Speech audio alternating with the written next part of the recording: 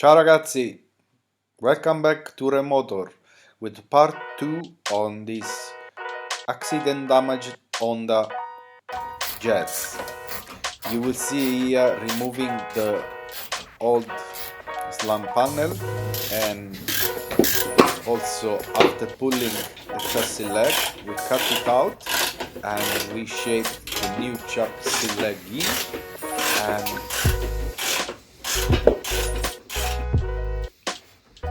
here after a lots of measure, cutting, grinding and test fitting all the new used parts,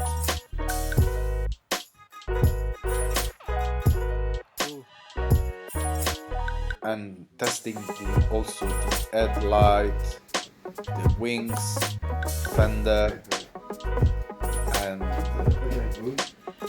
hood. We welded up everything. Panel gaps is perfect. We used all same color second-hand part. We just gave a lacquer paint to the slam panel radiator support because there was a bit of superficial rust, and on the chassis leg as well. Inside being treated with the wax. At the end here, before starting up the car, put some coolant in it. We bleeded the radiator from air, and the car is ready. Please like, share and subscribe, and